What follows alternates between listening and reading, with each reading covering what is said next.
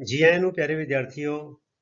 Punjab state education board की 9वीं जमात की अंग्रेजी की किताब इंग्लिश मेन कोर्स बुक उसका lesson number 5 the discovery of moon अर्थात चंद की खोज। इस लैसन की असी रीडिंग और ट्रांसलेशन इस वीडियो करन जा रहे हैं। सारा सबक जोड़ा पढ़िया जाएगा, ध्यान नाल सुनना है, वो अर्थ दसे जाएंगे, जोड़े औखे शब्द आएंगे विच या कुछ फ्रेजिज आएंगे उन्होंने अर्थ भी दसे जाएंगे। तुसीं सुन के ध्यान दे नाल इन्हां नूं नोटबुक दे विच अपना उतार लेना है। तो अगे वधन तो पहले दसदा कि इसी चैनल के उत्ते तुहाडी 9वीं क्लास नाल संबंधित कुछ होर प्ले लिस्टां भी हैं, तुसीं उन्हां दा लाहा भी लै सकदे हो। जिवें कि 9th ग्रैमर भी हैगी है, तो 9th सप्लीमेंटरी भी शुरू शायद कर दी गई है या शुरू हो जाएगी, शुरू कर दी है। 9th सप्लीमेंटरी भी हैगी है, फिर 9th साइंस की एक प्ले लिस्ट हैगी है, तो 9th मैथ नोट्स की भी प्ले लिस्ट हैगी है, तो एक हैगी 9th मैथ। सो मैथ और साइंस दियां तुहाडियां सारियां लोड़ां भी इसी चैनल राहीं पूरियां हो जाणगियां। सो आओ शुरू करिए इस लैसन नूं। The discovery of moon on July 20 1969 अर्थात 20 जुलाई 1969 नूं टू दो अमेरिकन एस्ट्रोनॉट्स। एस्ट्रोनॉट हुंदा बच्चों पुलाड़ यात्री, जिहड़े पुलाड़ विच जांदे ने, स्पेस दे विच जांदे ने। जिवें यात्री होंगे ने जोड़े ट्रेन में जाते हैं, बसा जाते हैं, हवाई जहाज जाते हैं, तो पानी वाले जहाज जाते हैं, है ना, पैसेंजर कह दें उन्होंने आप। तो यह जो पुलाड़ के जाते हैं, पुलाड़ के स्पेस के उन्होंने कहा जाता है एस्ट्रोनॉट। ठीक है।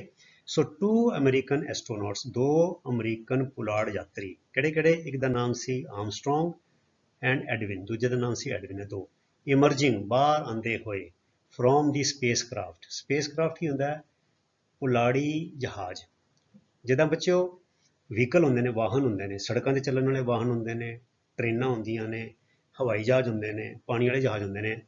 पानी वाला जहाज पानी में चलता है, हवाई जहाज हवा में चलता है, तो स्पेस क्राफ्ट होंगे पुलाड़ी जहाज जो पुलाड़ के जाता है, दूर ग्रहां पर जाता है। ठीक है, उन्होंने कहा जाता है स्पेस क्राफ्ट। ठीक है। So emerging from the spacecraft Apollo 11। Apollo 11 की है, अपोलो 11 उस स्पेस क्राफ्ट का नाम है, जिदा हवाई जहाज़ों के नाम भी होंगे ने, पानी वाले जहाज़ों के भी नाम होंगे ने। मैं पानी वाले जहाज़ों काम किया है, हर एक जहाज़ का अपना नाम होता है। इसी तरह स्पेस क्राफ्ट का भी नाम दिता जाता है। जिवें गड्डियां के नाम तो नहीं होंगे, पर गड्डियां की रजिस्ट्रेशन नंबर होंगे, हर गड्डी का अपना नंबर होता है, रजिस्ट्रेशन नंबर जिन्होंने कहते हैं। ठीक है। इसी तरह स्पेस क्राफ्ट का नाम सी अपोलो 11। वो चो बाहर आते हुए वो बाहर निकले, क्योंकि स्पेस क्राफ्ट चंद के कोल पहुँच गया उत्थे, तो वो चो बाहर निकले। बिकेम दी फस्ट मैन, वो पहले बंदे बने। काहदे पहले बंदे बने? टू सैट फुट, पैर धरन वाले। किहदे ते पैर धरन वाले? ऑन दी मून, चंद के उत्ते पैर धरन वाले ए दो पहले बंदे बने। किहड़े दो? Armstrong and Edwin. सो बच्चों एक इतिहासिक गल बन गई है कि पहला पैर रखा सी आर्मस्ट्रॉन्ग ने, तो वो पिछे आया सी एडविन। वो दो बंदे किहड़े सीगे जिन्हां ने, दो इंसान किहड़े सी जिन्होंने चंद ते पहली बार पैर रखा सी? तो जवाब है आर्मस्ट्रॉन्ग एंड एडविन। ठीक है, पहला आर्मस्ट्रॉन्ग ने रखा सी, फिर एडविन आया सीगा। तो स्पेस क्राफ्ट किहड़ा सीगा, पुलाड़ी जहाज किहड़ा सी जिस चो गए सीगे, ਉਹਦਾ नाम सी Apollo 11। This great event, event होंदी घटना, यह एक महान घटना सी, बड़ी वड्डी गल सी मनुखता वास्ते। This great event opened new avenues, Avenue होंदे राह, ओपन उन्हें खोल दिते, नवे राह खोल दिते। इस महान घटना ने नवे राह खोल दिते। किहदे विच नवे राह खोल दिते? इन दी फील्ड ऑफ स्पेस, पुलाड़ के खेतर विच। पुलाड़ की जो खोजबीन सी, पड़ताल सी, ढूंढ भाल सी, ਉਹਦੇ 'ਚ नवे राह खोल दिते। एक नवा मुल्क नूं जोश मिलिया, हौसला मिलिया कि यह बड़ी वड्डी घटना सी। So in the field of space and moon exploration, ਅਤੇ ਚੰਦ ਦੀ ਹੋਰ ਪੜਤਾਲ ਕਰਨ ਵਿੱਚ, ਚੰਦ ਦੀ ਹੋਰ ਢੂੰਡ ਭਾਲ ਕਰਨ ਦੇ ਵਿੱਚ ਇਸ ਗੱਲ ਨੇ ਨਵੇਂ ਰਾਹ ਖੋਲ ਦਿੱਤੇ। Opened new avenues after collecting samples of the lunar soil. हुण बच्चों देखो, आफ्टर कलैक्टिंग इकट्ठी करन तो बाद की सैंपल्स होने, ਉਹਦੇ नमूने, कादे नमूने? Of the lunar soil, soil होंदी मिट्टी। लूनर सॉइल किहड़ी होंदी? चंद दी मिट्टी। हुण बच्चों लूनर वर्ड लिख लो, लूनर हैगा चंद दा विशेषण। ठीक है, जिवें सन सूरज दा विशेषण हैगा सोलर, तारे दा, स्टार्स दा विशेषण हैगा स्टैलर, STELLAR। जिवें कहो स्टैलर लाइट, स्टैलर लाइट का मतलब तारियां तो आंदी लाइट। ਤੇ ਲੂਨਰ ਸੋਇਲ ਦਾ ਮਤਲਬ ਹੋ ਗਿਆ ਚੰਦ ਦੀ ਮਿੱਟੀ। ਸੋ ਲੂਨਰ ਕੀ ਹੈਗਾ ਬੱਚਿਓ, ਲੂਨਰ ਹੈਗਾ ਚੰਦ ਦਾ ਵਿਸ਼ੇਸ਼ਣ, it is an adjective of moon. ਠੀਕ ਹੈ, ਸੋ ਇਹ ਯਾਦ ਰੱਖਣਾ ਹੈ। ਜਦ ਅਸੀਂ ਲੂਨਰ ਮੰਥ ਮਤਲਬ ਕਿ ਚੰਦ ਦੇ ਹਿਸਾਬ ਦਾ ਮਹੀਨਾ, ਜਾਂ ਪੂਰਨਮਾਸ਼ੀ ਤੋਂ ਪੂਰਨਮਾਸ਼ੀ ਤੱਕ, ਮੱਸਿਆ ਤੋਂ ਮੱਸਿਆ ਤੱਕ, ਉਹਨੂੰ ਅਸੀਂ ਕਹਿੰਦੇ ਆ ਲੂਨਰ ਮੰਥ। ਤੇ ਜਿਹੜਾ ਇੱਕ ਸੋਲਰ ਮੰਥ, ਉਹ ਸੂਰਜ ਦੇ ਹਿਸਾਬ ਨਾਲ ਜਿਹੜਾ ਸਾਈਕਲ ਚੱਲਦਾ ਹੈ। ਸੋ ਸੋਲਰ ਚੰਦ ਨਾਲ ਜੁੜਿਆ, ਸੋਲਰ ਸੂਰਜ ਨਾਲ ਜੁੜਿਆ ਤੇ ਲੂਨਰ ਚੰਦ ਨਾਲ ਜੁੜਿਆ। ਮੈਂ ਤੁਹਾਡੀ ਅੰਗਰੇਜ਼ੀ ਦੀਆਂ ਬਰੀਕੀਆਂ ਨਾਲ ਤੁਹਾਨੂੰ ਦੱਸੀ ਜਾ ਰਿਹਾ। ਠੀਕ ਹੈ, so after collecting samples of the lunar soil, ਅਰਥਾਤ ਚੰਦ ਦੀ ਮਿੱਟੀ ਦੇ ਨਮੂਨੇ, ਚੰਦਰਮਾ ਦੀ ਮਿੱਟੀ ਦੇ ਨਮੂਨੇ ਇਕੱਠੇ ਕਰਨ ਮਗਰੋਂ, these two astronauts, ਇਹ ਵਾਲੇ ਦੋ ਪੁਲਾੜ ਯਾਤਰੀ, ਕਿਹੜੇ ਕਿਹੜੇ, Armstrong and Edwin, return to their spacecraft Apollo 11, ਉਹ ਆਪਣੇ ਪੁਲਾੜੀ ਜਹਾਜ਼ ਅਪੋਲੋ 11 ਵਿੱਚ ਵਾਪਸ ਆ ਗਏ। ਠੀਕ ਹੈ ਨਾ, ਉਹ ਚੋਂ ਬਾਹਰ ਨਿਕਲੇ, ਸੈਂਪਲ ਲਿਆ ਤੇ ਮੁੜ ਕੇ ਵਾਪਸ ਅਪੋਲੋ 11 ਦੇ ਵਿੱਚ ਆ ਗਏ। ਜਿੱਦਾਂ ਮੰਨ ਲਓ ਕਿ ਬੰਦਾ ਆਪਣੀ ਗੱਡੀ ਚੋਂ ਬਾਹਰ ਨਿਕਲਿਆ, ਢਾਬੇ ਤੇ ਗਿਆ, ਚਾਹ ਪੀ ਕੇ ਵਾਪਸ ਆਪਣੀ ਗੱਡੀ 'ਚ ਆ ਗਿਆ। ਸੋ ਇਹਨਾਂ ਨੇ ਕੀ ਕੀਤਾ, ਇਹਨੇ ਚਾਹ ਤੇ ਨਹੀਂ ਪੀਤੀ ਉੱਥੇ, ਇਹਨਾਂ ਨੇ ਕੀ ਕੀਤਾ, ਲੂਨਰ ਸੋਇਲ, ਅਪੋਲੋ ਉੱਥੇ ਉਤਰਿਆ, ਅਪੋਲੋ 11 ਉਤਰਿਆ, ਉਹ ਚੋਂ ਬਾਹਰ ਆਏ, ਮਿੱਟੀ ਦੇ ਨਮੂਨੇ ਇਕੱਠੇ ਕੀਤੇ ਤੇ ਵਾਪਸ ਉਹਦੇ ਵਿੱਚ ਆਪਣੇ ਪੁਲਾੜੀ ਜਹਾਜ਼ ਦੇ ਵਿੱਚ ਅਪੋਲੋ 11 'ਚ ਆ ਗਏ। However, they left such instruments and machines on the moon. ਪਰ ਕਹਿੰਦੇ ਉਹ ਸਿਰਫ ਇਕੱਲੇ ਨਮੂਨੇ ਨਹੀਂ ਲਏ, ਉਹਨਾਂ ਨੇ ਕੁਝ ਇੰਸਟਰੂਮੈਂਟ, ਕੁਝ ਯੰਤਰ ਅਤੇ ਮਸ਼ੀਨਾਂ ਚੰਦ ਤੇ ਛੱਡ ਆਏ। ਕੁਝ ਬੈਟਰੀ ਨਾਲ ਚੱਲਣ ਵਾਲੀਆਂ, ਸੋਲਰ ਸੈੱਲ ਨਾਲ ਚੱਲਣ ਵਾਲੀਆਂ ਕੁਝ ਇੰਸਟਰੂਮੈਂਟ, ਕੁਝ ਯੰਤਰ ਤੇ ਮਸ਼ੀਨਾਂ ਉੱਥੇ ਛੱਡ ਆਏ।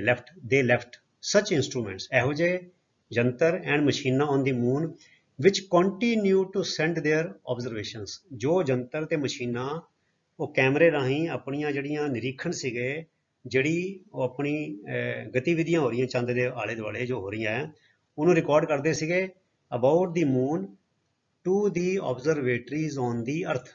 ਕੰਟੀਨਿਊ ਟੂ ਸੈਂਡ, ਭੇਜਦੇ ਰਹੇ। ਆਬਜ਼ਰਵੇਟਰੀ ਹੁੰਦੀ ਹੈ ਨਿਰੀਖਣਸ਼ਾਲਾ, ਜਿਹਦਾ ਜਿੱਥੇ ਪ੍ਰਯੋਗ ਕੀਤੇ ਜਾਂਦੇ ਉਹਨੂੰ ਕਹਿੰਦੇ ਪ੍ਰਯੋਗਸ਼ਾਲਾ, ਤੇ ਜਿੱਥੇ ਆਬਜ਼ਰਵੇਸ਼ਨਸ ਰਿਸੀਵ ਕੀਤੀਆਂ ਜਾਂਦੀਆਂ ਉਹਨੂੰ ਕਹਿੰਦੇ ਨਿਰੀਖਣਸ਼ਾਲਾ। ਠੀਕ ਹੈ ਜੀ, ਸੋ ਥੱਲੇ ਆਬਜ਼ਰਵੇਟਰੀ ਧਰਤੀ ਤੇ ਸੀਗੀਆਂ। ਸੋ ਉਹ ਸਿਗਨਲ ਰਾਹੀਂ ਫੋਟੋਆਂ ਜਾਂ ਕੋਈ ਸੈਂਪਲ ਜਾਂ ਕੋਈ ਵੇਵਸ ਜਾਂ ਕਿਰਨਾਂ ਜਾਂ ਕੋਈ ਇਲੈਕਟ੍ਰੀਕਲ ਸਿਗਨਲ, ਜੋ ਸਾਰੇ ਮੈਸੇਜ ਸੀਗੇ ਉਹ ਚੰਦ ਤੋਂ ਉਹ ਇੰਸਟਰੂਮੈਂਟ ਤੇ ਮਸ਼ੀਨਾਂ ਧਰਤੀ ਦੇ ਉੱਤੇ ਜਿਹੜੀ ਆਬਜ਼ਰਵੇਟਰੀ ਸੀ, ਨਿਰੀਖਣਸ਼ਾਲਾ ਸੀ, ਉਹਨੂੰ ਭੇਜਦੇ ਰਹੇ। ਸੋ ਦੇ left such instruments and machine, ਸੱਚ ਮਨੇ ਇਹੋ ਜਿਹੇ ਯੰਤਰ ਅਤੇ ਮਸ਼ੀਨਾਂ ਚੰਦ ਤੇ ਉਹ ਛੱਡ ਕੇ ਆਏ, ਵਿਚ ਕੰਟੀਨਿਊ ਟੂ ਸੈਂਡ, ਜੋ ਭੇਜਦੇ ਰਹੇ ਆਪਣੇ ਆਬਜ਼ਰਵੇਸ਼ਨਸ, ਆਪਣੇ ਨਿਰੀਖਣ ਦੇ ਨਤੀਜੇ, ਅਬਾਊਟ ਦੀ ਮੂਨ, ਮੂਨ ਦੇ ਬਾਰੇ, ਕਿਹਨੂੰ ਭੇਜਦੇ ਰਹੇ, to the observatories on the ਅਰਥ, ਜਿਹੜੀਆਂ ਨਿਰੀਖਣਸ਼ਾਲਾਵਾਂ ਧਰਤੀ ਤੇ ਬਣੀਆਂ ਹੋਈਆਂ ਸੀ ਉਹਨਾਂ ਨੂੰ ਮੈਸੇਜ ਭੇਜਦੇ ਰਹੇ। ਕੌਣ, ਯੰਤਰ ਤੇ ਮਸ਼ੀਨਾਂ। ਤੇ ਕਿਹੜੇ ਯੰਤਰ ਤੇ ਮਸ਼ੀਨਾਂ, ਜਿਹੜੀਆਂ ਆਰਮਸਟਰੋਂਗ ਤੇ ਐਡਵਿਨ ਚੰਦ ਤੇ ਛੱਡ ਕੇ ਆਏ ਸੀ। ਠੀਕ ਹੈ, Apollo 11 was locked with another spacecraft. ਹੁਣ ਅਪੋਲੋ 11 ਇਕੱਲਾ ਨਹੀਂ ਸੀਗਾ, ਉਹਦਾ ਇੱਕ ਸਾਥੀ ਪੁਲਾੜੀ ਜਹਾਜ਼ ਹੋਰ ਸੀ, ਉਹਦੇ ਨਾਲ ਲੌਕਡ, ਉਹਨਾਂ ਨਾਲ ਜੁੜਿਆ ਹੋਇਆ ਸੀ, ਮਤਲਬ ਕਿ ਉਹਨਾਂ ਸੰਬੰਧ ਜੁੜਿਆ ਸੀ, ਉਹਨਾਂ interlock C. So Apollo 11 was locked with another ਮੈਨੇ ਇੱਕ ਹੋਰ ਸਪੇਸਕ੍ਰਾਫਟ, ਉਹਦਾ ਨਾਂ ਸੀ ਈਗਲ 2। ਈਗਲ ਦਾ ਮਤਲਬ ਹੁੰਦਾ ਬਾਜ। ਸੋ ਈਗਲ 2 ਉਹਦਾ ਨਾਂ ਸੀ ਦੂਜੇ ਪੁਲਾੜੀ ਜਹਾਜ਼ ਦਾ। As Apollo 11 remained on the surface of the moon, ਜਦੋਂ ਅਪੋਲੋ 11 ਚੰਦ ਦੇ ਸਰਫੇਸ ਦੇ ਉੱਤੇ, ਚੰਦ ਦੀ ਸਤਹ ਦੇ ਉੱਤੇ ਖੜਾ ਰਿਹਾ, ਜਦੋਂ ਇਹ ਨੀਲ ਆਰਮਸਟਰੋਂਗ ਤੇ ਐਡਵਿਨ ਨਮੂਨੇ ਇਕੱਠੇ ਕਰਦੇ ਪਏ ਸੀ, ਮਸ਼ੀਨਾਂ ਤੇ ਯੰਤਰ ਚੰਦ ਤੇ ਰੱਖਦੇ ਪਏ ਸੀਗੇ, ਜਦੋਂ ਅਪੋਲੋ 11 ਉੱਥੇ ਚੰਦ ਤੇ ਰੁਕਿਆ ਹੋਇਆ ਸੀ ਤੇ ਈਗਲ 2 ਰਿਵੋਲਵਡ ਅਰਾਊਂਡ ਦੀ ਮੂਨ, ਜਿਹੜਾ ਈਗਲ 2 ਸੀਗਾ ਉਹ ਚੰਦ ਦੇ ਇਰਦ ਗਿਰਦ ਚੱਕਰ ਕੱਟੀ ਗਿਆ। ਈਗਲ 2 ਰਿਵੋਲਵਡ ਮੈਨੇ ਆਲੇ ਦੁਆਲੇ ਘੁੰਮਣਾ, ਕਿਹਦੇ ਆਲੇ ਦੁਆਲੇ ਘੁੰਮਦਾ ਰਿਹਾ, ਰਾਊਂਡ ਦਾ ਮੂਨ, ਮੂਨ ਦੇ ਆਲੇ ਦੁਆਲੇ ਚੱਕਰ ਲਾਉਂਦਾ ਰਿਹਾ।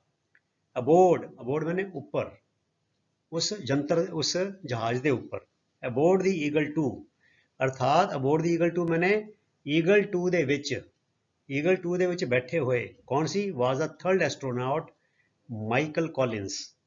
ਮਤਲਬ ਕਿ ਈਗਲ 2 ਦੇ ਵਿੱਚ ਇੱਕ ਤੀਜਾ ਪੁਲਾੜ ਯਾਤਰੀ ਵੀ ਸੀਗਾ, ਉਹਦਾ ਨਾਮ ਸੀ ਮਾਈਕਲ ਕੋਲਿੰਸ। ਉਹ ਨਹੀਂ ਥੱਲੇ ਉਤਰਿਆ। ਥੱਲੇ ਕੌਣ ਉਤਰੇ ਸੀਗੇ, ਚੰਦ ਤੇ ਕੌਣ ਉਤਰੇ ਸੀ, ਆਰਮਸਟਰੋਂਗ ਤੇ ਐਡਵਿਨ, ਤੇ ਮਾਈਕਲ ਕੋਲਿੰਸ ਜਿਹੜਾ ਸੀਗਾ ਉਹ ਈਗਲ 2 ਦੇ ਵਿੱਚ ਬੈਠਾ ਚੰਦ ਦੇ ਗੇੜੇ ਕੱਢਦਾ ਰਿਹਾ। who waited for the return of his two companions, companion ਮੈਨੇ ਸਾਥੀ, ਜੋ ਕਿ ਉਹ 'ਚ ਬੈਠਾ ਰਿਹਾ, ਉਡੀਕ ਕਰਦਾ ਰਿਹਾ ਈਗਲ 2 ਵਿੱਚ, रिटर्न मैंने वापसी वास्ते कि वापसी ऑफ हिज टू कंपेनियन अपने दो साथियों की वापसी की उड़ीक करदा रहा ईगल 2 ਦੇ ਵਿੱਚ बैठा माइकल कॉलिंस। ਇਹ देखो बच्चों ਇਹ मैं ਤੁਹਾਡੀ सहूलत ਲਈ फोटो है 8वीं क्लास की किताब का 17वां चैप्टर है, ਤੁਸੀਂ ਉਹ ਵੀ ਜ਼ਰੂਰ ਪੜ੍ਹਿਓ, ਮੇਰੇ ਨੋਟਸ ਵਿੱਚ ਪਾਇਆ ਹੋਇਆ ਹੈ। ਇਹ ਪੜ੍ਹ ਕੇ ਉਹ ਵਾਲਾ ਚੈਪਟਰ ਪੜ੍ਹ ਕੇ ਤੁਹਾਨੂੰ ਮੂਨ ਦਾ ਜਿਹੜਾ ਲੈਸਨ ਹੈ ਹੋਰ ਤੁਹਾਨੂੰ ਰੋਚਕ ਲੱਗੇਗਾ। 8th ਪਲੇਲਿਸਟ ਦਾ ਨਾਮ ਹੈਗਾ 8th ਸਾਇੰਸ, ਤੁਸੀਂ ਪਲੇਲਿਸਟ ਵਿੱਚ ਜਾਓ 8th ਸਾਇੰਸ ਤੇ ਉੱਥੇ ਚੈਪਟਰ ਨੰਬਰ 17 ਹੈਗਾ ਜੇ ਚ ਆਪਣਾ ਸੋਲਰ ਸਿਸਟਮ ਦਾ ਸਾਰੀ ਜਾਣਕਾਰੀ ਦਿੱਤੀ ਹੋਈ ਹੈ। ਬੜਾ ਰੋਚਕ ਔਰ ਬੜਾ ਜਾਣਕਾਰੀ ਭਰਪੂਰ ਚੈਪਟਰ ਹੈਗਾ, ਉਹਦੇ ਨੋਟਸ ਤੁਸੀਂ ਸੁਣ ਸਕਦੇ ਹੋ। ਤੇ ਉਹ ਕਿਤਾਬ ਚੋਂ NCERT ਦੀ ਕਿਤਾਬ ਚੋਂ ਫੋਟੋ ਹੈਗੀ ਪੰਜਾਬ ਬੋਰਡ ਦੀ ਕਿਤਾਬ ਚੋਂ। ਐਨ ਐਸਟਰੋਨੌਟ ਔਨ ਦੀ ਮੂਨ ਹੈ, ਦੇਖੋ ਮੂਨ ਦੇ ਉੱਤੇ ਇਹ ਚੰਦ ਦਾ ਸਰਫੇਸ ਹੈਗਾ ਤੇ ਐਸਟਰੋਨੌਟ ਹੈਗਾ। ਇਹ ਜਾਂ ਤੇ ਹੋਏਗਾ ਆਰਮਸਟਰੋਂਗ ਹੋਏਗਾ ਤੇ ਜਾਂ ਐਡਵਿਨ ਹੋਏਗਾ, ਹੁਣ ਮੈਨੂੰ ਨਹੀਂ ਪਤਾ ਦੋਨਾਂ ਚੋਂ ਕਿਹੜਾ ਹੈਗਾ, ਤੇ ਇੱਕ ਦੀ ਫੋਟੋ ਹੈਗੀ ਹੈ, ਠੀਕ ਹੈ। फिर कहते आफ्टर दिस सक्सैसफुल एक्सपैडिशन, सक्सैसफुल मैंने कामयाब रही, एक्सपैडिशन माने मुहिम यात्रा, किसी खास मकसद ਲਈ ਕੀਤੀ ਗਈ ਮੁਹਿੰਮ, किसी खास मकसद ਲਈ ਕੱਢੀ ਗਈ यात्रा। आफ्टर दिस सक्सैसफुल एक्सपैडिशन, ਇਹ ਕਾਮਯਾਬ यात्रा ਤੋਂ ਮਗਰੋਂ a series of Apollo spacecraft, ਇੱਕ ਅਪੋਲੋ ਪੁਲਾੜੀ ਜਹਾਜ਼ਾਂ ਦੀ ਲੜੀ ਇੱਕ ਤੋਂ ਬਾਅਦ ਇੱਕ ਬਣ ਗਈ। For making more manned space flights to moon was started, ਤਾਂ ਕਿ ਚੰਦ ਦੇ ਉੱਤੇ ਇਹੋ ਜਿਹੀਆਂ ਹੋਰ ਬੰਦਿਆਂ ਦੇ ਨਾਲ ਪੁਲਾੜ ਸਪੇਸ ਫਲਾਈਟ ਜਿਹੜੀਆਂ ਪੁਲਾੜ ਦੀਆਂ ਫਲਾਈਟਾਂ ਭੇਜੀਆਂ ਜਾਣ, ਸ਼ੁਰੂ ਕੀਤੀਆਂ ਜਾਣ, ਕਿਉਂਕਿ ਉਧਰੋਂ ਦੀ ਹੱਲਾਸ਼ੇਰੀ ਮਿਲ ਗਈ, ਉਹਨਾਂ ਨੂੰ ਚਾਅ ਚੜ ਗਿਆ ਤੇ ਉਹਨਾਂ ਨੇ ਇੱਕ ਲੜੀ ਬਣਾਤੀ ਅਪੋਲੋ ਸਪੇਸ ਕ੍ਰਾਫਟ ਦੀ, ਤੇ ਉਹਨਾਂ ਨੇ ਕਿਹਾ ਵੀ ਅਸੀਂ ਹੋਰ ਵੀ ਬੰਦੇ ਜਿਹੜੇ ਨੇ ਇਹ ਮੂਨ ਦੀ ਹੋਰ ਪੜਤਾਲ ਕਰਨ ਲਈ ਭੇਜਾਂਗੇ, ਠੀਕ ਹੈ। ਵਾਸ started these flights made available extremely ਸਿਰੇ ਦੀ, ਬਹੁਤ ਵਧੀਆ, ਬਹੁਤ ਜ਼ਿਆਦਾ ਸਿਰੇ ਦੀ, ਬੜੀ ਮਹੱਤਵਪੂਰਨ, ਯੂਜ਼ਫੁਲ ਮੈਨੇ ਲਾਹੇਵੰਦ, ਵੰਡਰਫੁਲ ਮੈਨੇ ਹੈਰਾਨਜਨਕ, ਇਨਫੋਰਮੇਸ਼ਨ ਜਾਣਕਾਰੀ ਅਬਾਊਟ ਦੀ ਮੂਨ।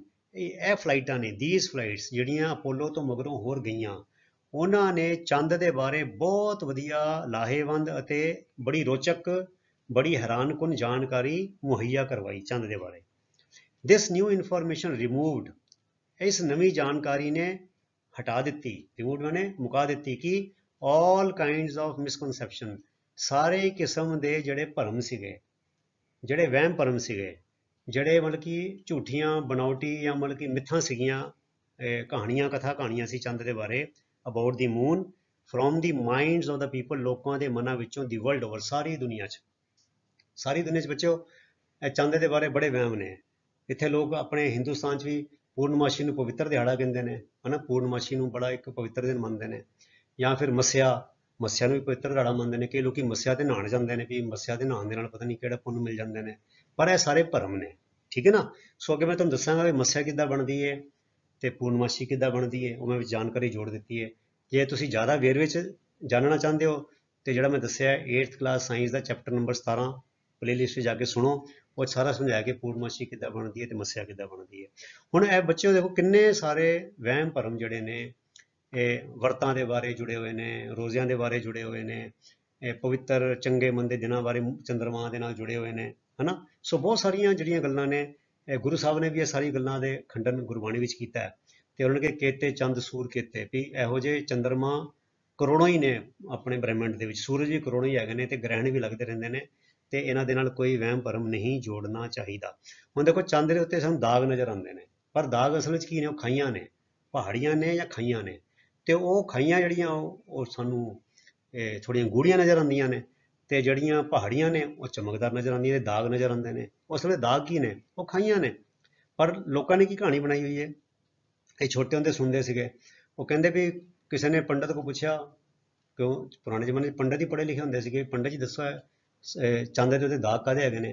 ਹੁਣ ਪੰਡਤ ਜੀ ਜੇ ਸਿਆਣੇ ਹੁੰਦੇ ਤੇ ਕਹਿ ਦਿੰਦੇ ਵੀ ਮੈਨੂੰ ਇਹਦੇ ਬਾਰੇ ਕੋਈ ਜਾਣਕਾਰੀ ਨਹੀਂ ਹੈਗੀ। ਇੱਦਾਂ ਹੀ ਹੋਣਾ ਚਾਹੀਦਾ, ਜਿਹਦੇ ਬਾਰੇ ਨਾ ਪਤਾ ਹੋਵੇ ਤੇ ਬੰਦਾ ਕਹਿ ਦੇ ਮੈਨੂੰ ਨਹੀਂ ਪਤਾ। ਪਰ ਪੰਡਤ ਨੇ ਸੋਚਿਆ ਕਿ ਮੈਂ ਤੇ ਬੜਾ ਵੱਡਾ ਵਿਦਵਾਨ ਹੈਗਾ, ਮੈਂ ਕਿੱਦਾਂ ਕਹਿ ਦਵਾਂ ਕਿ ਮੈਨੂੰ ਨਹੀਂ ਪਤਾ।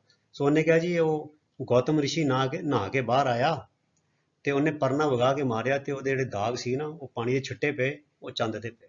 ਇਹ ਕਹਾਣੀ ਹੈ ਜਿਹੜੀਆਂ ਪੁਰਾਣੇ ਗ੍ਰੰਥਾਂ 'ਚ ਲਿਖੀ ਹੋਈ ਹੈ। ਦੱਸੋ ਕਿੰਨੀ ਹਾਸੋਹੀਣੀ ਗੱਲ ਹੈ ਕਿ ਬੰਦਾ ਤੁਸੀਂ ਨਹਾ ਕੇ ਬਾਹਰ ਆਓ ਤੇ ਤੁਸੀਂ ਪਰਨੇ ਨੂੰ ਝਾੜੋ, ਉਹ ਪਰਨਾ ਤੇ ਸਾਰਾ ਪਾਣੀ ਸੋਖ ਲੈਂਦਾ, ਉਸ 'ਤੇ ਪਾਣੀ ਕੋਈ ਰਹਿ ਨਹੀਂ ਜਾਂਦਾ। ਮੜੀ ਕੁਝ ਸੈਂਟੀਮੀਟਰ ਦੀ ਦੂਰੀ ਤੇ ਵੀ ਕੋਈ ਛਿੱਟੇ ਪਰਨੇ 'ਚੋਂ ਕਦੀ ਨਿਕਲ ਕੇ ਨਹੀਂ ਡਿੱਗਦੇ। ਤੇ ਗੌਤਮ ਰਿਸ਼ੀ ਕਹਿੰਦੇ ਨਹਾ ਕੇ ਬਾਹਰ ਨਿਕਲਿਆ ਤੇ ਉਹਨੇ ਪਰਨਾ ਵਗਾ ਕੇ ਮਾਰਿਆ ਤੇ ਉਹ ਜਿਹੜਾ ਉਹਦੇ ਪਾਣੀ ਦੇ ਛਿੱਟੇ ਸੀਗੇ, ਉਹ ਪਹਿਲੀ ਗੱਲ ਤੇ ਪਰਨਾ ਚੰਦ ਤੇ ਕਿੱਦਾਂ ਪਹੁੰਚ ਗਿਆ, ਉਹ ਇੰਨੇ ਛਿੱਟੇ ਕਦੀ ਪਹੁੰਚ ਜਾਂਦੇ ਨੇ ਕਦੀ, ਮੇਰੀ ਕਿੰਨੀ ਹਾਸੋਹੀਣੀ ਗੱਲ ਹੈ। ਸੋ ਇਹ ਕਹਾਣੀਆਂ ਲੋਕੀ ਮੰਨਦੇ ਵੀ ਨੇ ਤੇ ਇਹਨਾਂ ਨੂੰ ਪ੍ਰਚਾਰਦੇ ਵੀ ਨੇ।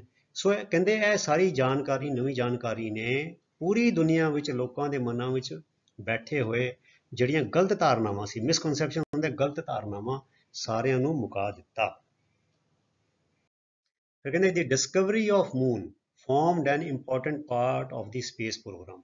ਇਹ ਜਿਹੜਾ ਪੁਲਾੜ ਦਾ ਪ੍ਰੋਗਰਾਮ ਸੀ, ਇਹ ਜਿਹੜੀ ਚੰਦਰਮਾ ਦੀ ਜਿਹੜੀ ਡਿਸਕਵਰੀ ਸੀ, ਚੰਦ ਤੇ ਪੈਰ ਧਰਨਾ ਤੇ ਉਹਦੀ ਜਾਣਕਾਰੀ ਪ੍ਰਾਪਤ ਕਰਨੀ, ਇਹ ਜਿਹੜਾ ਪੁਲਾੜ ਦਾ ਪ੍ਰੋਗਰਾਮ ਸੀ ਉਹਦਾ ਇੱਕ ਬੜਾ ਮਹੱਤਵਪੂਰਨ ਹਿੱਸਾ ਸੀ। ਕਿ ਉਹ ਸਾਰੇ ਪ੍ਰੋਗਰਾਮ, ਸਪੇਸ ਪ੍ਰੋਗਰਾਮ ਦਾ ਇੱਕ ਬੜਾ ਮਹੱਤਵਪੂਰਨ ਇਹ ਪ੍ਰਾਪਤੀ ਸੀਗੀ ਵੀ ਚੰਦ ਤੇ ਪੈਰ ਰੱਖਿਆ ਹੈ ਤੇ ਉੱਥੇ ਯੰਤਰ ਰੱਖ ਕੇ ਆਏ, ਮਸ਼ੀਨਾਂ ਰੱਖ ਕੇ ਆਏ ਤੇ ਉੱਥੇ ਉਹਦੀ ਮਿੱਟੀ ਲੈ ਕੇ ਆਏ। ਕਹਿੰਦੇ ਬਿਸਾਈਡਸ ਅਰਥ, ਅਰਥ ਤੋਂ ਇਲਾਵਾ, ਬਿਸਾਈਡਸ ਦਾ ਹੁੰਦਾ ਐਕਸੈਪਟ ਅਰਥ, ਇਨ ਐਡੀਸ਼ਨ ਟੂ ਅਰਥ, ਬਿਸਾਈਡਸ ਦਾ ਹੁੰਦਾ ਇਲਾਵਾ, ਅਰਥ ਤੋਂ ਇਲਾਵਾ, ਧਰਤੀ ਤੋਂ ਇਲਾਵਾ। It was the only heavenly mass, heavenly ਮੈਨੇ ਆਕਾਸ਼ੀ, ਅਸਮਾਨੀ, ਮਾਸ ਮੈਨੇ ਭਾਰੀ ਚੀਜ਼। ਭਾਰੀ ਚੀਜ਼ ਕਿਹੜੀ ਹੈਗੀ? ਆਪਣੇ ਚੰਦਰਮਾ, ਤਾਰੇ ਸਾਰੇ ਅਸਮਾਨ ਦੇ ਵਿੱਚ ਇਹੀ ਹੈਗੇ ਨੇ। ਬਾਕੀ ਤੇ ਅਸਮਾਨ ਵਿੱਚ ਬੜੇ ਨਿੱਕੇ ਨਿੱਕੇ ਗੈਸਾਂ ਵੀ ਹੋਣੀਆਂ, ਕਣ ਵੀ ਹੋਣਗੇ, ਹਨਾ, ਪਰ ਮਾਸ ਤਾਂ ਉਹਨੇ ਭਾਰੀ ਚੀਜ਼। ਕਹਿੰਦੇ ਬਿਸਾਈਡਸ ਅਰਥ it was the only heavenly mass wear man landed. ਕਹਿੰਦੇ ਧਰਤੀ ਤੋਂ ਇਲਾਵਾ ਅਸਮਾਨ ਵਿੱਚ ਇੱਕ ਚੰਦਰਮਾ ਹੀ ਹੈ ਜਿਹਦੇ ਬਾਰੇ ਕਿਹਾ ਜਾ ਸਕਦਾ ਕਿ ਮਨੁੱਖ ਨੇ ਪੈਰ ਰੱਖਿਆ ਹੈ, ਮੈਨ ਲੈਂਡਡ, ਮੈਨ ਉੱਥੇ ਉਤਰਿਆ, ਮਨੁੱਖ ਉੱਤੇ ਉਤਰਿਆ। And had a glimpse of it, ਅਤੇ ਉੱਤੇ ਝਾਤ ਮਾਰੀ, ਆਪਣੀ ਅੱਖਾਂ ਦੇ ਨਾਲ ਉਸ ਚੰਦ ਨੂੰ ਨੇੜਿਓਂ ਦੇਖ ਕੇ ਆਇਆ। ਸਪੇਸ ਕਰਾਫਟਸ, ਪੁਲਾੜੀ ਜਹਾਜ਼, have been landed on other planets too, ਦੂਜੇ ਗ੍ਰਹਿਆਂ ਦੇ ਉੱਤੇ ਵੀ ਪੁਲਾੜੀ ਜਹਾਜ਼ ਉਤਾਰੇ ਗਏ ਨੇ, ਹੈਵ ਬੀਨ ਲੈਂਡਡ। ਪਰ ਬੱਚੇ ਉਹਨਾਂ 'ਚ ਆਦਮੀ ਨਹੀਂ ਗਿਆ, ਉਹ ਖਾਲੀ ਗਏ ਨੇ, ਵਿੱਚ ਰੋਬੋਟ ਹੁੰਦਾ ਹੈ ਜਾਂ ਮਸ਼ੀਨਾਂ ਹੁੰਦੀਆਂ ਜਾਂ ਕੰਪਿਊਟਰ ਹੁੰਦੇ ਨੇ। But man has yet to set his foot on any of these heavenly bodies. ਪਰ ਜਿਹੜੇ ਗ੍ਰਹਿਆਂ ਤੇ ਪੁਲਾੜੀ ਜਹਾਜ਼ ਗਏ ਨੇ ਉੱਥੇ ਹਾਲੇ ਮਨੁੱਖ ਨੇ ਪੈਰ ਧਰਨਾ ਹੈ, ਉੱਥੇ ਕਿਸੇ ਮਨੁੱਖ ਨੇ ਹਾਲੇ ਮੰਗਲ ਗ੍ਰਹਿ ਦੇ ਉੱਤੇ ਜਾਂ ਕੋਈ ਹੋਰ ਗ੍ਰਹਿ ਦੇ ਉੱਤੇ ਆਪਣਾ ਪੈਰ ਨਹੀਂ ਧਰਿਆ। ਪਰ ਸਪੇਸ ਕਰਾਫਟ ਗਏ ਨੇ ਜ਼ਰੂਰ, ਠੀਕ ਹੈ। ਦੀ USSR, ਇਹ USSR ਵਿੱਚ ਕੀ ਹੈ? ਰਸ਼ੀਆ। ਪੁਰਾਣੇ ਜ਼ਮਾਨੇ 'ਚ ਹੁੰਦਾ ਸੀਗਾ, ਹੁਣ ਰਸ਼ੀਆ ਟੁੱਟ ਗਿਆ, ਹੁਣ ਇਹਨੂੰ USSR ਨਹੀਂ ਕਹਿੰਦੇ। ਪਰ ਕਿਉਂਕਿ ਇਹ ਪੁਰਾਣਾ ਲੇਖ ਹੈਗਾ, ਪੁਰਾਣੇ ਜ਼ਮਾਨੇ ਦੀ ਗੱਲ ਹੋ ਰਹੀ ਹੈ, ਤੇ ਉਸ ਵੇਲੇ ਨੂੰ USSR ਕਿਹਾ ਜਾਂਦਾ ਸੀ। ਇਹਦਾ ਫੁੱਲ ਫਾਰਮ ਹੈਗੀ ਹੈ Union of Socialist Soviet Socialist Republics, Union of Soviet Socialist Republics and the USA, United States of America. So ਇਹ ਰਸ਼ੀਆ ਤੇ ਅਮਰੀਕਾ, ਦੋ country. The USSR and the USA had worked out program for the exploration of moon. ਚੰਦਰਮਾ ਦੀ ਇਸ ਢੂੰਡ ਭਾਲ ਵਾਸਤੇ, ਇਸ ਪੜਤਾਲ ਵਾਸਤੇ ਅਮਰੀਕਾ ਤੇ ਰਸ਼ੀਆ ਨੇ ਸਾਂਝੇ ਤੌਰ ਤੇ ਇਹ ਪ੍ਰੋਗਰਾਮ ਤਿਆਰ ਕੀਤਾ ਸੀ। ਵਰਕਡ ਆਊਟ ਮੈਨੇ ਤਿਆਰੀ ਕੀਤੀ ਸੀ। ਦੀ USSR, ਰਸ਼ੀਆ ਅਰਥਾਤ ਰਸ਼ੀਆ, ਸੈਂਟ ਦੇਅਰ ਇਟਸ ਸਪੇਸਸ਼ਿਪਸ, ਅਰਥਾਤ ਰਸ਼ੀਆ ਨੇ ਆਪਣੇ ਪੁਲਾੜੀ ਜਹਾਜ਼ ਭੇਜੇ। ਸਪੇਸਸ਼ਿਪ ਵੀ ਕਹਿ ਲਓ ਜਾਂ ਸਪੇਸ ਕਰਾਫਟ ਵੀ ਕਹਿ ਲਓ, ਇੱਕੋ ਗੱਲ ਹੈ। ਸੋ ਸਪੇਸਸ਼ਿਪ ਵੀ ਕਹਿ ਸਕਦੇ ਹਾਂ, ਸਪੇਸ ਕਰਾਫਟ ਵੀ ਕਹਿ ਸਕਦੇ ਹਾਂ। ਉਹਨੇ ਆਪਣੇ ਪੁਲਾੜੀ ਜਹਾਜ਼ ਭੇਜੇ, ਵੇਅਰ ਐਜ਼, ਜਿੱਥੇ, ਦੂਜੇ ਥਾਂ, ਮਤਲਬ ਦੂਜੇ ਬੰਨੇ, ਵੇਅਰ ਐਜ਼ ਦੂਜੇ ਬੰਨੇ।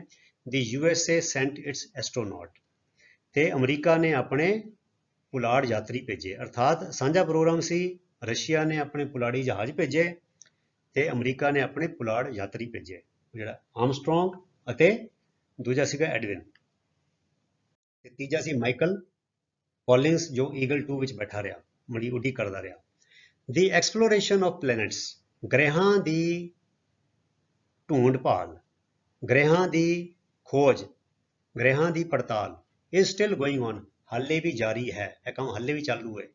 But there is no more any program for further exploration of moon. ਪਰ ਹੁਣ ਅਗਾਂਹ ਵਾਸਤੇ ਹੁਣ ਆਉਣ ਵਾਲੇ ਸਮੇਂ ਵਿੱਚ ਕੋਈ ਇਹੋ ਜਿਹਾ ਪ੍ਰੋਗਰਾਮ ਨਹੀਂ ਹੈ ਜਿਹਦੇ ਵਿੱਚ ਚੰਦ ਬਾਰੇ ਹੋਰ ਕੋਈ ਢੂੰਡ ਪੜਤਾਲ ਕੀਤੀ ਜਾਵੇ, ਉੱਤੇ ਸਮਾਂ ਲਾਇਆ ਜਾਵੇ, ਉੱਤੇ ਪੈਸੇ ਖਰਚੇ ਜਾਣ। ਇਸ ਵੇਲੇ ਕੋਈ ਹੋਰ ਇਹੋ ਜਿਹਾ ਪ੍ਰੋਗਰਾਮ ਨਹੀਂ ਹੈ। ਅਰਥਾਤ ਜਿੰਨੀ ਜਾਣਕਾਰੀ ਮਿਲ ਸਕਦੀ ਸੀ ਜਾਂ ਜਿੰਨੀ ਜਾਣਕਾਰੀ ਚਾਹੀਦੀ ਸੀ ਉਹ ਮਿਲ ਚੁੱਕੀ ਹੈ। ਦੀ ਸੋਵੀਅਤ ਯੂਨੀਅਨ, ਇਹ ਦੇਖੋ USSR ਮਤਲਬ ਕਿ Soviet Union, the Soviet Union did not feel it necessary. Soviet Union ਨੇ, ਰਸ਼ੀਆ ਨੇ ਇਸ ਗੱਲ ਨੂੰ ਜ਼ਰੂਰੀ ਨਹੀਂ ਸਮਝਿਆ, did not feel it necessary to land man on the moon, ਕਿ ਮਨੁੱਖ ਨੂੰ ਚੰਦ ਤੇ ਉਤਾਰਿਆ ਜਾਵੇ। ਉਹਨੇ, ਰਸ਼ੀਆ ਨੇ ਇਸ ਗੱਲ ਨੂੰ ਜ਼ਰੂਰੀ ਨਹੀਂ ਸਮਝਿਆ। ਇਟ ਥਾਟ, ਰਸ਼ੀਆ ਨੇ ਸੋਚਿਆ, इट मोर एप्रोप्रिएट कि यह ज़्यादा टुकवा है टू सेंड स्पेसशिप्स कि सिर्फ पुलाड़ी जहाज ही भेजे जान, बंदे ना भेजे जान, and to carry on exploration, तो फिर इस तरह उन्हों की ढूंढ पड़ताल की जाए, ढूंढ भाल की जाए with the help of scientific instruments only. और यह काम किद्दां कीता जाए, विग्यानिक ਜਿਹੜੇ ਜੰਤਰ ਨੇ ਉਹਨਾਂ ਰਾਹੀਂ ਹੀ ਕੀਤਾ ਜਾਵੇ, ਬੰਦਿਆਂ ਨੂੰ ਨਾ ਭੇਜਿਆ ਜਾਵੇ। The Soviet scientists sent a spacecraft called Luna 16 on the moon in September 1970।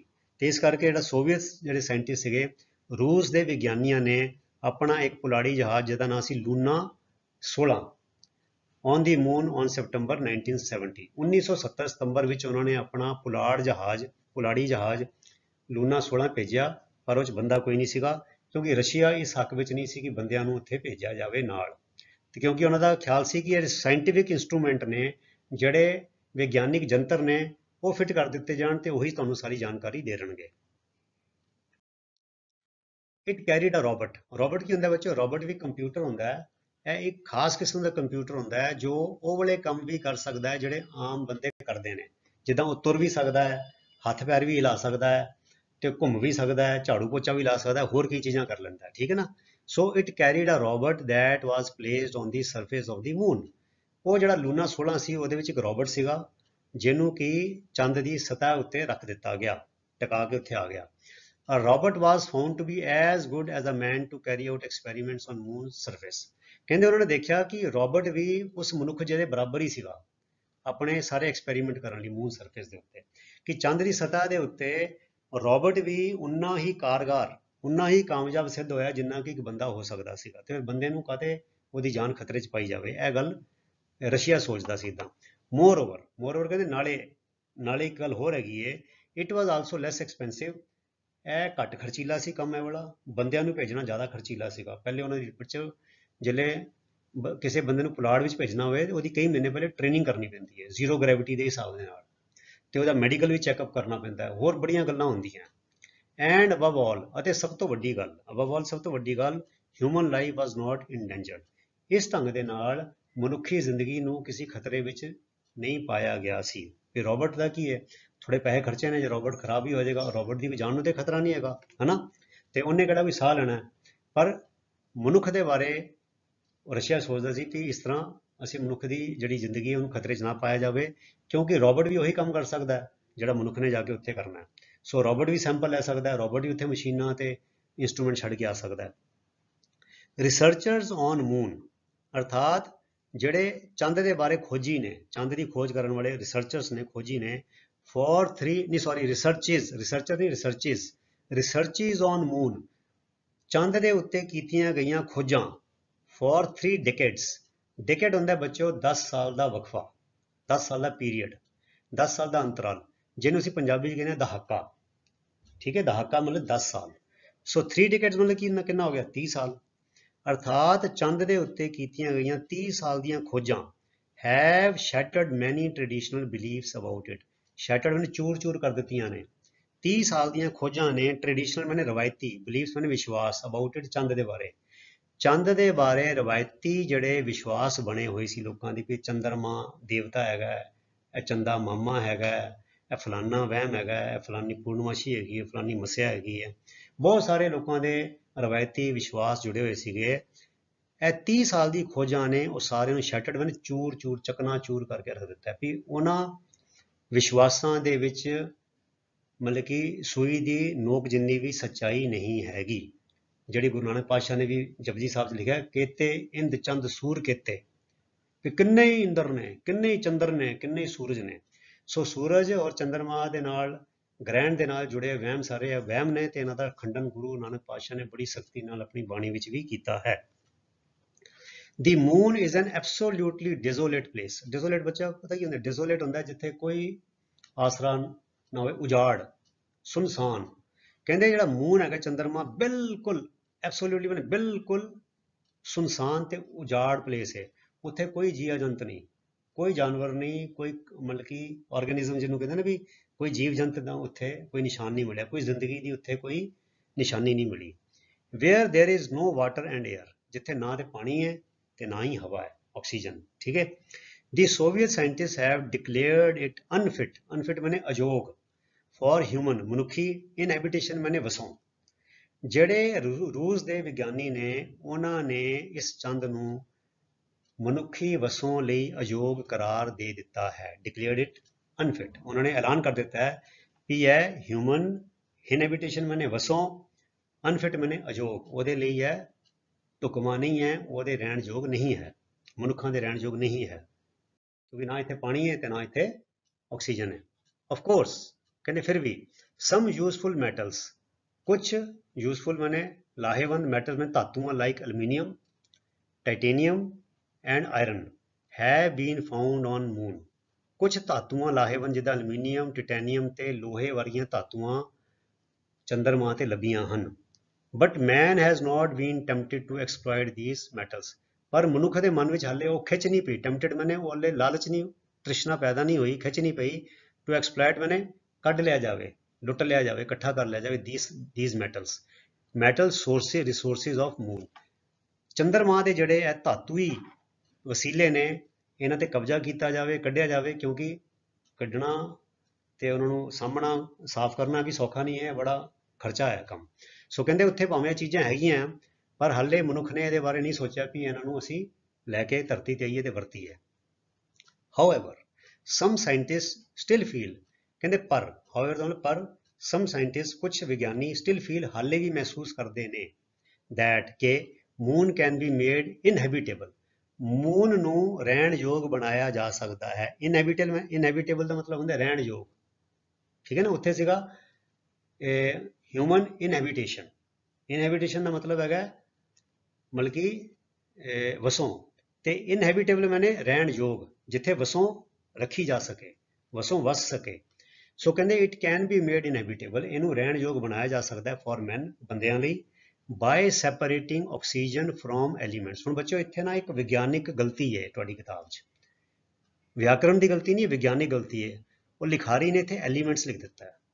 बच्चों एलीमेंट नूं ते अलग कीते नहीं जा सकदा, एलीमेंट ते हुंदा है इक्को किस्म के एटम हुंदे ने। इत्थे आना चाहिए सी कैमिस्ट्री साइंस के हिसाब नाल आना चाहिए कंपाउंड्स, ए मैं तां लाल करके लिख दिता है, तुहाडी किताब च छपिया एलीमेंट्स।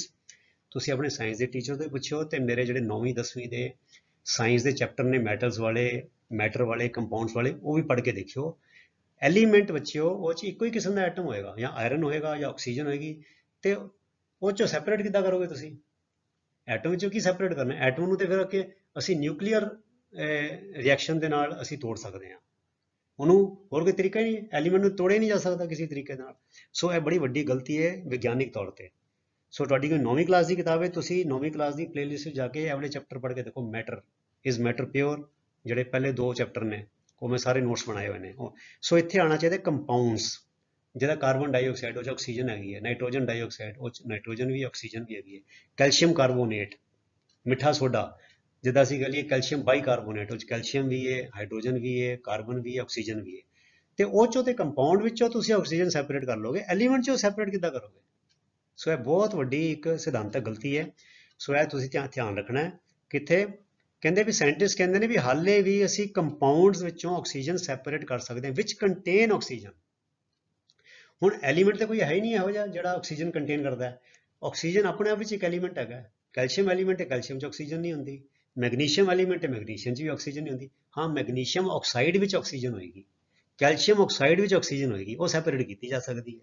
सो कहते इदा साइंटिस्ट है कहते हैं भी अगर कोई इहो जे कंपाउंड चंद ते होण जिन्हां विच ऑक्सीजन होवे ते फिर उस ऑक्सीजन नूं उस कंपाउंड तो जुदा किया जा सकता है, तो इदा जुदा करके चंद नूं मनुखां दे रहण योग बनाया जा सकता है। कुछ साइंटिस्ट हाले भी इस विचार नूं छड्डे नहीं, उन्होंने मतलब सोच रहे हैं हाले भी। Today we know all the important facts, अज असी चंद बारे सारे इंपॉर्टेंट महत्वपूर्ण तत्थ सारे जानते हैं, मतलब चंद बारे जिन्ना जाने जा सकता सीगा सारा कुछ जान गए हैं अबाउट द मून। ठीक है, it is the earth only natural satellite, यह धरती का इकल्ला कुदरती इको एक उपग्रह है, धरती के आले दुआले चक्कर लाने वाला एक ही है मून, होर कोई ग्रह मतलब होर कोई टुकड़ा आसमानी टुकड़ा धरती का चक्कर नहीं लाता, सिर्फ चंद ही लाता है। ठीक है, जो कुदरती तौर पर है, आर्टिफिशियल तो है ही ने। Compare to satellites of other planets. ਕਹਿੰਦੇ ਦੂਜੇ ਜਿਹੜੇ ਗ੍ਰਹਿ ਨੇ, ਜਿੱਦਾਂ ਬ੍ਰਹਸਪਤੀ ਗ੍ਰਹਿ ਹੈਗਾ, ਜੂਪੀਟਰ ਹੈਗਾ, ਇਹਨਾਂ ਦੇ ਵੀ ਆਪਣੇ ਸੈਟੇਲਾਈਟ ਹੈਗੇ ਨੇ। ਜਿੱਦਾਂ ਇਹਨਾਂ ਨੂੰ ਅਸੀਂ ਮੂਨ, ਉਹਨਾਂ ਦੇ ਵੀ ਮੂਨ ਹੈਗੇ ਨੇ। ਜਿੱਦਾਂ ਧਰਤੀ ਦਾ ਇੱਕ ਸੈਟੇਲਾਈਟ ਨੈਚੁਰਲ ਮੂਨ ਹੈਗਾ, ਇੱਦਾਂ ਜੂਪੀਟਰ ਦੇ ਵੀ ਹੈਗੇ ਨੇ, ਸੈਟਰਨ ਦੇ ਵੀ ਹੈਗੇ ਨੇ, ਦੂਜੇ ਗ੍ਰਹਿਾਂ ਦੇ ਵੀ ਹੈਗੇ ਨੇ। ਕਹਿੰਦੇ compare to satellites of other planets. ਇਹ ਬੱਚੋ ਜਿਹੜਾ ਤੁਸੀਂ ਉਹ ਚੈਪਟਰ ਪੜ੍ਹੋਗੇ ਨਾ ਸੋਲਰ ਸਿਸਟਮ, ਉਹ ਪੜ੍ਹੋ, ਬੜਾ ਇੰਟਰਸਟਿੰਗ ਹੈਗਾ। 8ਵੀਂ ਸ਼ਾਇਦ ਤੁਹਾਨੂੰ ਯਾਦ ਨਾ ਹੋਵੇ, ਭੁੱਲ ਗਏ ਉਹ, ਤੇ ਤੁਸੀਂ ਚੈਪਟਰ ਨੰਬਰ 17 ਮੈਂ ਫਿਰ ਕਹਿ ਰਿਹਾ ਸਾਇੰਸ ਦੀ ਪਲੇਲਿਸਟ ਵਿੱਚ ਜਾ ਕੇ ਤੁਸੀਂ ਉਹ ਜ਼ਰੂਰ ਸੁਣੋ, ਬੜਾ ਰੋਚਕ ਹੈਗਾ। Compare to satellites of other planets, ਅਰਥਾਤ ਦੂਜੇ ਗ੍ਰਹਿਾਂ ਦੇ ਉਪਗ੍ਰਹਿਾਂ ਦੇ ਮੁਕਾਬਲੇ। It is very large in relation to its parent planet. ਇਹ ਆਪਣਾ ਜਿਹੜਾ ਸਰੋਤ ਗ੍ਰਹਿ ਹੈਗਾ, ਜਿਹਦਾ ਉਹ ਗ੍ਰਹਿ ਹੈ, ਉਹਦੇ ਦੂਜੇ ਗ੍ਰਹਿਾਂ ਦੇ ਜਿਹੜੇ ਸੈਟੇਲਾਈਟ ਨੇ ਉਹਨਾਂ ਦੇ ਮੁਕਾਬਲੇ ਇਹ ਬਹੁਤ ਵੱਡਾ ਹੈ। ਅਰਥਾਤ ਧਰਤੀ ਦੇ ਮੁਕਾਬਲੇ, ਜਿੱਦਾਂ ਅਸੀਂ ਜੂਪੀਟਰ ਦੇ ਸੈਟੇਲਾਈਟ ਦੇਖੀਏ ਤੇ ਜੂਪੀਟਰ ਦੇ ਮੁਕਾਬਲੇ ਬੜੇ ਛੋਟੇ ਨੇ, ਪਰ ਜਿਹੜਾ ਮੂਨ ਹੈਗਾ ਧਰਤੀ ਦੇ ਮੁਕਾਬਲੇ ਉਹਦੇ ਸਾਈਜ਼ ਨਾਲ ਜਿਹੜੇ ਕੰਪੇਅਰ ਕਰੀਏ ਤੇ ਕਾਫੀ ਵੱਡਾ ਹੈ। It is a quarter of the earth's diameter, ਮਤਲਬ ਕਿ ਧਰਤੀ ਦਾ ਸਿਰਫ ਚੌਥਾ ਹਿੱਸਾ, ਜਿਹੜਾ ਡਾਇਮੀਟਰ ਵਿਆਸ, ਇਹਦਾ ਡਾਇਮੀਟਰ ਜਿਹੜਾ ਹੈ ਮੈਜ਼ਰਿੰਗ 3475 ਕਿਲੋਮੀਟਰ, 3475 ਕਿਲੋਮੀਟਰ ਇਹਦਾ ਵਿਆਸ ਹੈਗਾ। ਅਰਥਾਤ ਜਿੰਨਾ ਧਰਤੀ ਦਾ ਡਾਇਮੀਟਰ ਹੈ ਉਹਦਾ ਸਿਰਫ ਚੌਥਾ ਹਿੱਸਾ। ਉਹਦੇ ਚਾਰ ਟੁਕੜੇ ਕਰ ਦਿਓ, ਚਾਰ ਨਾਲ ਵੰਡ ਦਿਓ ਡਾਇਮੀਟਰ ਨੂੰ, ਤੇ ਉਨਾ ਡਾਇਮੀਟਰ ਮੂਨ ਦਾ ਹੈਗਾ। ਇਟਸ ਡਿਸਟੈਂਸ ਫਰੋਮ ਦਾ ਅਰਥ ਇਜ਼ 3,84,405 ਕਿਲੋਮੀਟਰ। ਇਕਾਈ, ਦਹਾਈ, ਸੈਂਕੜਾ, ਹਜ਼ਾਰ, 10,000, ਲੱਖ। 3,84,405 ਕਿਲੋਮੀਟਰ ਧਰਤੀ ਤੋਂ ਇਹਦੀ ਦੂਰੀ ਹੈ। ਇਟ ਆਰਬਿਟਸ ਦੀ ਅਰਥ ਵਨਸ ਅ ਮੰਥ, ਅਰਥਾਤ ਹੈ ਧਰਤੀ ਦੇ ਇਰਦ ਗਿਰਦ ਇੱਕ ਮਹੀਨੇ ਵਿੱਚ ਚੱਕਰ ਲਾਉਂਦਾ ਹੈ, ਪੂਰਨਮਾਸ਼ੀ ਤੋਂ ਪੂਰਨਮਾਸ਼ੀ ਜਾਂ ਮੱਸਿਆ ਤੋਂ ਮੱਸਿਆ। ਕੀਪਿੰਗ ਦੀ ਸੇਮ ਫੇਸ ਟਰਨ ਟੂਵਰਡਸ ਅਰਥ ਐਜ਼ ਇਟ ਡਸ ਸੋ। ਤੇ ਜਿੱਦਾਂ ਇਹ ਘੁੰਮਦਾ ਹੈ, ਇਹਦਾ ਇੱਕੋ ਹੀ ਪਾਸਾ ਧਰਤੀ ਤੇ ਇੱਕ ਥਾਂ ਤੇ ਸਾਨੂੰ ਨਜ਼ਰ ਆਉਂਦਾ ਹੈ। ਇਹ ਵੀ ਬੱਚੋ ਚੈਪਟਰ 17 ਤੋਂ ਜਿਹੜੇ ਪੜ੍ਹੋਗੇ ਉਹ 'ਚ ਮੈਂ ਸਾਰੇ ਐਕਸਪਲੇਨ ਕੀਤਾ ਹੈ ਕਿ ਧਰਤੀ ਤੋਂ ਸਾਨੂੰ ਚੰਦ ਦਾ ਸਿਰਫ ਇੱਕੋ ਪਾਸਾ ਹੀ ਕਿਉਂ ਨਜ਼ਰ ਆਉਂਦਾ ਹੈ, ਦੂਜਾ ਪਿਛਲਾ ਪਾਸਾ ਕਿਉਂ ਨਜ਼ਰ ਨਹੀਂ ਆਉਂਦਾ। ਇਹ ਬੜਾ ਇੰਪੋਰਟੈਂਟ ਸਵਾਲ ਵੀ ਹੈਗਾ। ਸੋ ਕਿਉਂਕਿ ਇਹ ਵਿਸ਼ੇ ਤੋਂ ਬਾਹਰ ਹੋ ਜਾਏਗਾ, ਉਹ ਤੁਸੀਂ ਜੇ ਬੱਚੇ ਜਿਹੜੇ ਉਹ 'ਚ ਰੁਚੀ ਰੱਖਦੇ ਨੇ ਉਹ ਚੈਪਟਰ 17 ਨੂੰ ਜ਼ਰੂਰ ਸੁਣਨ, ਬੜਾ ਵਧੀਆ ਚੈਪਟਰ ਹੈ ਉਹ ਸੋਲਰ ਸਿਸਟਮ ਦਾ। Its surface is pitted with craters. Crater ਹੁੰਦੇ ਬੱਚਿਓ ਜਿੱਦਾਂ ਜਵਾਲਾਮੁਖੀ ਦਾ ਮੂੰਹ ਨਹੀਂ ਹੁੰਦਾ, ਜਿੱਦਾਂ ਡੋਂਗੇ ਵਰਗਾ ਮੂੰਹ। ਮੰਨ ਲਓ ਮੈਂ ਇਹ ਕਹਾਂ ਜਿਹਦਾ ਸ਼ਾਰਟਪੁੱਟ ਨਹੀਂ ਹੁੰਦਾ, ਸ਼ਾਰਟਪੁੱਟ ਜਿਹੜਾ ਅਸੀਂ ਗੋਲਾ ਸਿੱਟਦੇ ਹਾਂ ਖੇਡਾਂ ਵਿੱਚ, ਤੁਸੀਂ ਉੱਤੋਂ ਦੀ ਮਿੱਟੀ 'ਚ ਚੀਕਣੀ ਮਿੱਟੀ ਤੇ ਸਿੱਟੋ ਤੇ ਉਹਨਾਂ ਕੀ ਹੋ ਜਾਏ, ਖੁੱਤੀ ਜਿਹੀ ਬਣ ਜਾਏਗੀ, ਗੋਲਾਕਾਰ ਖੁੱਤੀ ਬਣ ਜਾਏਗੀ, ਠੀਕ ਹੈ ਨਾ। ਤੇ ਗੋਲਾਕਾਰ ਉਹ ਭਾਰ ਦੇ ਨਾਲ ਡਿੱਗਣ ਦੇ ਨਾਲ ਚੀਕਣੀ ਮਿੱਟੀ ਤੇ ਗੋਲਾਕਾਰ ਡੋਂਗੇ ਦੀ ਸ਼ੇਪ ਦੀ ਇੱਕ ਖੁੱਤੀ ਬਣ ਜਾਏਗੀ, ਉਹਨੂੰ ਅਸੀਂ ਕਹਿੰਦੇ ਹਾਂ ਕ੍ਰੇਟਰਸ।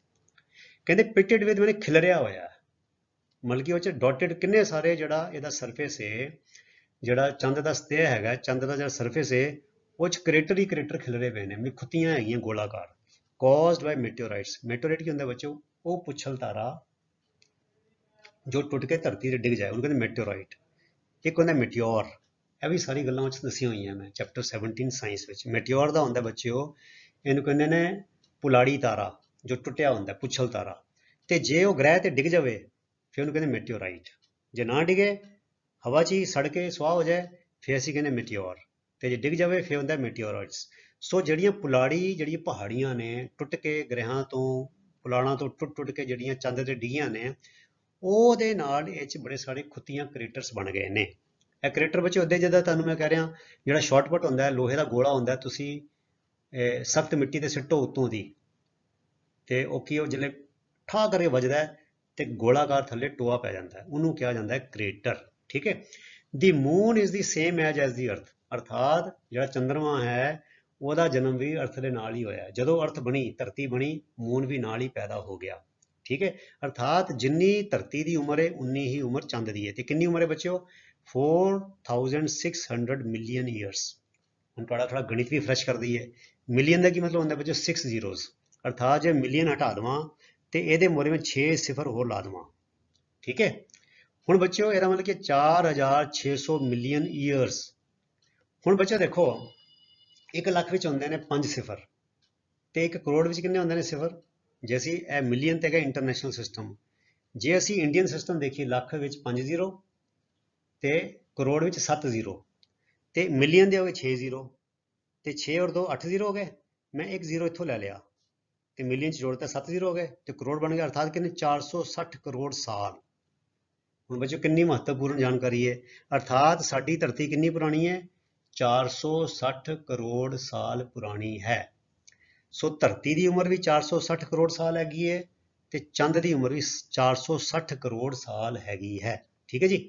ਸੋ the moon is not self luminous body. Luminous ਹੁੰਦੀ ਪ੍ਰਕਾਸ਼ਮਾਨ, ਇਹਦਾ ਆਪਣਾ ਪ੍ਰਕਾਸ਼ ਨਹੀਂ ਹੈਗਾ। ਜਿਹੜੇ ਅਸੀਂ ਚੰਦ ਦੀ ਚਮਕ ਦੇਖਦੇ ਹਾਂ ਬੱਚਿਓ, ਉਹ ਸੂਰਜ ਦੀ ਕਿਰਨ ਟਕਰਾਉਂਦੀ ਹੈ ਤੇ ਟਕਰਾ ਕੇ ਸਾਡੇ ਕੋਲ ਪਹੁੰਚਦੀ ਹੈ ਤੇ ਸਾਨੂੰ ਚਮਕ ਨਜ਼ਰ ਆਉਂਦੀ ਹੈ। ਸੂਰਜ ਦੀ ਆਪਣੀ ਚਮਕ ਹੈ, ਤਾਰਿਆਂ ਦੀ ਆਪਣੀ ਚਮਕ ਹੈ, ਪਰ ਗ੍ਰਹਿਾਂ ਦੀ ਤੇ ਚੰਦ ਦੀ ਆਪਣੀ ਕੋਈ ਚਮਕ ਨਹੀਂ ਹੈਗੀ ਜੀ। ਠੀਕ ਹੈ।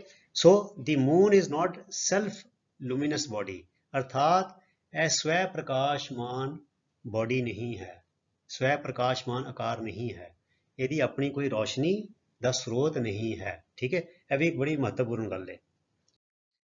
The earth and the moon travel around a common center of gravity in space, ਅਰਥਾਤ ਧਰਤੀ ਤੇ ਚੰਦ ਦੋਨੋਂ ਪੁਲਾੜ ਦੇ ਵਿੱਚ ਇੱਕੋ ਸੈਂਟਰ ਆਫ ਗ੍ਰੈਵਿਟੀ ਦੇ ਇਰਦ ਗਿਰਦ ਘੁੰਮਦੇ ਹਨ, ਅਰਥਾਤ ਦੋਨਾਂ ਦੀ ਸੈਂਟਰ ਆਫ ਗ੍ਰੈਵਿਟੀ ਇੱਕੋ ਹੀ ਹੈ। As the moon orbits the earth, ਜਿਵੇਂ ਜਦੋਂ ਚੰਦਰਮਾ ਧਰਤੀ ਦੇ ਇਰਦ ਗਿਰਦ ਆਰਬਿਟ ਆਪਣੇ ਪਥ ਵਿੱਚ ਜਾਂਦਾ ਹੈ, ਆਪਣੇ ਰਾਹ ਤੇ ਘੁੰਮਦਾ ਹੈ, different amount of its sunlit surface are visible from the earth, ਇਹਦੇ ਵੱਖ-ਵੱਖ ਹਿੱਸੇ ਚਮਕਦਾਰ ਸਾਨੂੰ ਨਜ਼ਰ ਆਉਂਦੇ ਨੇ। ਕਦੀ ਬਿਲਕੁਲ ਨਜ਼ਰ ਨਹੀਂ ਆਉਂਦਾ, ਉਹਨੂੰ ਅਸੀਂ ਕਹਿੰਦੇ ਹਾਂ ਮੱਸਿਆ, ਕਦੀ ਪੂਰਾ ਨਜ਼ਰ ਆਉਂਦਾ ਹੈ, ਫਿਰ ਅਸੀਂ ਕਹਿ ਦਿੰਦੇ ਹਾਂ ਪੂਰਨਮਾਸ਼ੀ, ਤੇ ਕਦੀ ਅੱਧਾ, ਤੇ ਕਦੀ ਅੱਧੇ ਨਾਲੋਂ ਜ਼ਿਆਦਾ, ਤੇ ਕਦੀ ਅੱਧੇ ਨਾਲੋਂ ਵੀ ਘੱਟ। ਠੀਕ ਹੈ। This produces the cycle known as phases of the moon, ਇਹ ਜਿਹੜੇ ਚੰਦਰਮਾ ਦੇ ਅਲੱਗ-ਅਲੱਗ ਆਕਾਰ ਦੇ ਪ੍ਰਕਾਸ਼ਮਾਨ ਟੁਕੜੇ ਨੇ, ਪੂਰਾ, ਸਿਫਰ, ਅੱਧਾ, ਅੱਧੇ ਨਾਲੋਂ ਜ਼ਿਆਦਾ, ਅੱਧੇ ਨਾਲੋਂ ਘੱਟ, ਇਹਨੂੰ ਕਿਹਾ ਜਾਂਦਾ ਅੰਗਰੇਜ਼ੀ 'ਚ ਫੇਸਿਸ ਆਫ ਦੀ ਮੂਨ। ਇਹ ਯਾਦ ਰੱਖ ਲਓ, ਫੇਸਿਸ ਆਫ ਦਾ ਮੂਨ। ਇਹ ਵੇਰਵੇ ਦੇ ਨਾਲ ਬੱਚੇ, ਫਿਰ ਮੈਂ ਤੁਹਾਨੂੰ ਕਹਿ ਰਿਹਾ ਚੈਪਟਰ 17 8th ਕਲਾਸ ਸਾਇੰਸ ਦੀ ਕਿਤਾਬ 'ਚ ਮੈਂ ਸਾਰਾ ਸਮਝਾਇਆ ਹੋਇਆ। ਵੀ ਸੀ ਦੀ ਫੁੱਲ ਮੂਨ, ਫੁੱਲ ਮੂਨ ਹੁੰਦਾ ਪੂਰਨਮਾਸ਼ੀ, ਇਹ ਯਾਦ ਰੱਖ ਲਓ, ਅੰਗਰੇਜ਼ੀ 'ਚ ਪੂਰਨਮਾਸ਼ੀ ਨੂੰ ਕਹਿੰਦੇ full moon. And no moon, no moon ਅਸੀਂ ਨਿਊ ਮੂਨ ਵੀ ਕਹਿ ਦਿੰਦੇ ਹਾਂ, ਨੋ ਮੂਨ ਜਾਂ ਨਿਊ ਮੂਨ ਨੂੰ ਕਹਿੰਦੇ ਹਾਂ ਮੱਸਿਆ, ਵੰਸ ਇਨ ਅ ਮੰਥ। ਸਾਨੂੰ ਮਹੀਨੇ 'ਚ ਇੱਕ ਵਾਰ ਮੱਸਿਆ ਨਜ਼ਰ ਆਉਂਦੀ ਹੈ, ਮਹੀਨੇ 'ਚ ਇੱਕ ਵਾਰ ਸਾਨੂੰ ਪੂਰਨਮਾਸ਼ੀ ਨਜ਼ਰ ਆਉਂਦੀ ਹੈ, ਜਾਂ ਮਹੀਨੇ 'ਚ ਇੱਕ ਵਾਰ ਫੁੱਲ ਮੂਨ ਤੇ ਮਹੀਨੇ 'ਚ ਇੱਕ ਵਾਰ ਨੋ ਮੂਨ ਨਜ਼ਰ ਆਉਂਦਾ ਹੈ। And for rest of the days it appears in its phases, ਤੇ ਬਾਕੀ ਵਿਚਲੇ ਦਿਨ ਨੇ ਉਹਨਾਂ ਵਿੱਚ ਇਹ ਘੱਟ ਵੱਧ ਹੁੰਦਾ ਰਹਿੰਦਾ ਹੈ, ਫੇਸਿਸ ਵਿੱਚ ਆਉਂਦਾ ਹੈ। The average daily delay in moon rise and moon set is about 50 minutes. ਇਹ ਵੀ ਬੜੇ ਬੱਚੇ ਰੋਚਕ ਗੱਲ ਹੈ, ਜਿਹੜੀ ਮੈਂ ਜਦ ਜਹਾਜ਼ ਤੇ ਗਿਆ ਤੇ ਅਸੀਂ ਬੜੀ ਡਿਟੇਲ ਦੇ ਨਾਲ ਸਿੱਖੀ ਜਦੋਂ ਮੈਂ ਜਹਾਜ਼ ਦੀ ਨੌਕਰੀ ਕੀਤੀ। ਤੁਸੀਂ ਬੱਚਿਓ ਛੱਤ ਤੇ ਚੜ੍ਹੇ ਹੋ ਤੇ ਦੇਖਿਓ ਕਿਸੇ ਵੇਲੇ ਜਦ ਸੂਰਜ ਆਪਣਾ ਚੰਦ ਚੜ੍ਹਦਾ ਹੈ ਤੇ ਉਹਦਾ ਟਾਈਮ ਨੋਟ ਕਰ ਲਓ ਤੇ ਦੇਖ ਲਓ ਕਿ ਇੱਥੇ ਕਿ ਚੜ੍ਹਿਆ, ਤੇ ਤੁਸੀਂ ਅਗਲੇ ਦਿਨ ਦੇਖੋਗੇ ਉਸੀ ਥਾਂ ਤੇ ਉਹ 50 ਮਿੰਟ ਲੇਟ ਹੋਏਗਾ, ਉਸ ਤੋਂ ਅਗਲੇ ਦਿਨ 50 ਮਿੰਟ ਹੋਰ ਲੇਟ ਹੋਏਗਾ। ਸੋ ਰੋਜ਼ ਜਿਹੜਾ ਚੰਦ ਦੇ ਬੱਚਿਓ ਇਹ 50 ਮਿੰਟ ਲੇਟ ਚੜ੍ਹਦਾ ਹੈ। ਇਹ ਵੀ ਬੜੀ ਰੋਚਕ ਗੱਲ ਹੈਗੀ ਹੈ। ਜੇ ਅੱਜ ਚੰਦ ਚੜ੍ਹਿਆ ਹੈ ਮੰਨ ਲਓ ਸ਼ਾਮੀ 6 ਵਜੇ, ਤੇ ਆਉਣ ਵਾਲੇ ਦਿਨ ਕੱਲ ਚੜ੍ਹੇਗਾ 6:50 ਤੇ, ਤੇ ਉਸ ਤੋਂ ਅਗਲੇ ਦਿਨ ਚੜ੍ਹੇਗਾ 7:40 ਤੇ। ਠੀਕ ਹੈ। ਸੋ ਹਰ ਦਿਨ ਚੰਦ ਦਾ ਜਿਹੜਾ ਉਦੈ ਹੈਗਾ ਉਹ 50 ਮਿੰਟ ਲੇਟ ਹੁੰਦਾ ਹੈ। ਇਸੇ ਤਰ੍ਹਾਂ ਜੇ 50 ਮਿੰਟ ਲੇਟ ਚੜ੍ਹਦਾ ਹੈ ਤੇ 50 ਮਿੰਟ ਲੇਟ ਡੁੱਬਦਾ ਵੀ ਹੈ। ਸੋ ਇਹ ਗੱਲ ਬੜੀ ਰੋਚਕ ਹੈ, ਤੁਸੀਂ ਆਪਣੀ ਛੱਤ ਤੇ ਜਾ ਕੇ ਨਾ, ਕੋਠੇ ਤੇ ਜਾ ਕੇ ਜ਼ਰੂਰ ਦੇਖਿਆ ਹੋਏਗਾ। So the moon is lacking water, ਅਰਥਾਤ ਚੰਦ ਤੇ ਪਾਣੀ ਨਹੀਂ ਹੈਗਾ। And it has no atmosphere, ਇਹ ਤੇ ਵਾਯੂਮੰਡਲ ਵੀ ਨਹੀਂ ਹੈਗਾ। ਜਿੱਦਾਂ ਸਾਡਾ ਧਰਤੀ ਦਾ ਐਟਮੋਸਫੇਅਰ ਹੈਗਾ ਨਾ, ਜਿਸ 'ਚ ਅਸੀਂ ਕਹਿੰਦੇ ਹਾਂ 21% ਆਕਸੀਜਨ ਹੈਗੀ ਹੈ ਤੇ 78% ਨਾਈਟ੍ਰੋਜਨ ਹੈਗੀ ਹੈ ਤੇ ਬਾਕੀ 1% ਦੂਜੀਆਂ ਗੈਸਾਂ ਹੈਗੀਆਂ। ਸੋ ਇਸ ਤਰ੍ਹਾਂ ਚੰਦ ਦੇ ਉੱਤੇ ਕੋਈ ਵਾਤਾਵਰਣ ਜਾਂ ਕੋਈ ਵਾਯੂਮੰਡਲ ਨਹੀਂ ਹੈ। ਇਹ ਬੱਚੋ ਦੇਖੋ, ਇਹ ਉਸੀ ਜਿਹੜੀ 8ਵੀਂ ਦੀ ਕਿਤਾਬ ਹੈ ਸਾਇੰਸ ਦੀ, ਉਹ 'ਚੋਂ ਮੈਂ ਤਸਵੀਰ ਲਈ ਫੇਸਿਸ ਆਫ ਦਾ ਮੂਨ। ਇਹ ਸੂਰਜ ਹੈਗਾ ਬੜਾ ਵੱਡਾ ਸਾਰਾ, ਤੇ ਇਹ ਧਰਤੀ ਹੈਗੀ ਹੈ ਤੇ ਚੰਦ ਦੇ ਆਲੇ ਦੁਆਲੇ ਘੁੰਮਦਾ। ਦੇਖੋ, ਤੇ ਸੂਰਜ ਦੀ ਕਿਰਨਾਂ ਪੈਂਦੀਆਂ ਜਦੋਂ ਦੇਖੋ ਇੱਥੇ ਪੈਂਦੀ ਹੈ, ਜਦ ਚੰਦ ਇੱਥੇ ਹੈਗਾ, ਤੇ ਬੱਚਿਓ ਇਹ ਮੈਨੂੰ ਤੇ ਇੱਥੇ ਕਾਲਾ ਨਜ਼ਰ ਆ ਰਿਹਾ ਸਾਰਾ, ਕਿਉਂਕਿ ਜਿਹੜਾ ਚਮਕਦਾਰ ਪਾਸਾ ਹੈ, ਮੈਂ ਤੇ ਇੱਥੇ ਹੈਗਾ ਧਰਤੀ ਤੇ ਚਮਕਦਾਰ ਪਾਸਾ ਮੇਰੇ ਤੋਂ ਓਹਲੇ ਹੋ ਗਿਆ ਸਾਰਾ, ਤੇ ਮੈਨੂੰ ਇੱਥੇ ਨਜ਼ਰ ਆਏਗੀ ਮੱਸਿਆ, ਇੱਥੇ ਹੋ ਗਈ ਮੱਸਿਆ। ਤੇ ਜਦੋਂ ਚੰਦ ਘੁੰਮ ਕੇ ਇੱਥੇ ਆ ਗਿਆ, ਹੁਣ ਇਹ ਵਾਲਾ ਪਾਸਾ ਸਾਰਾ ਚਮਕਦਾਰ ਹੋ ਗਿਆ ਤੇ ਮੈਨੂੰ ਪੂਰਾ ਚੰਦ ਨਜ਼ਰ ਆਏਗਾ, ਇਹ ਹੋ ਗਈ ਪੂਰਨਮਾਸ਼ੀ। ਹੁਣ ਤੁਸੀਂ ਬੱਚੋ ਦੱਸਿਓ, ਚੰਦ ਇੱਥੇ ਆ ਗਿਆ ਤੇ ਮੱਸਿਆ ਹੋ ਗਈ, ਚੰਦ ਘੁੰਮ ਕੇ ਇੱਥੇ ਆ ਗਿਆ ਤੇ ਪੂਰਨਮਾਸ਼ੀ ਹੋ ਗਈ। ਹੁਣ ਤੁਸੀਂ ਦੱਸੋ ਇਹਦੇ ਵਿੱਚ ਪਵਿੱਤਰ ਤੇ ਅਪਵਿੱਤਰ ਦਿਨ ਵਾਲੀ ਕਿਹੜੀ ਗੱਲ ਹੋ ਗਈ, ਵੀ ਇਹ ਦਿਨ ਮਨਹੂਸ ਜਾਂ ਪਵਿੱਤਰ, ਇਹ ਦਿਨ ਮਨਹੂਸ ਜਾਂ ਪਵਿੱਤਰ ਕਿੱਦਾਂ ਹੋ ਗਿਆ। ਗੁਰੂ ਸਾਹਿਬ ਨੇ ਗੁਰਬਾਣੀ ਸਮਝਾਇਆ, ਥਿੱਤੀ ਵਾਰ ਸੇਵੇਂ ਮੁਗਧ ਗੰਵਾਰ, ਮੂਰਖ ਤੇ ਗਵਾਰ, ਮੂਰਖ ਤੇ ਜਾਹਿਲ ਲੋਕ ਤਰੀਕਾਂ ਤੇ ਵਾਰਾਂ ਦੇ ਨਾਲ। ਵਾਰ ਕਿਹੜੇ? ਸੋਮਵਾਰ, ਮੰਗਲਵਾਰ, ਬੁੱਧਵਾਰ। ਕੀ ਕਹਿੰਦੇ? ਵੀਰਵਾਰ ਨੂੰ ਕੱਪੜੇ ਨਹੀਂ ਧੋਣੇ, ਮੰਗਲਵਾਰ ਨੂੰ ਕੇਸ ਨਹੀਂ ਨਹਾਣੇ, ਸ਼ਨੀਚਰਵਾਰ ਨੂੰ ਲੋਹਾ ਨਹੀਂ ਖਰੀਦਣਾ, ਫਲਾਣੇ ਦਿਨ ਨੂੰ ਇਹ ਵਾਲਾ ਵਰਤ।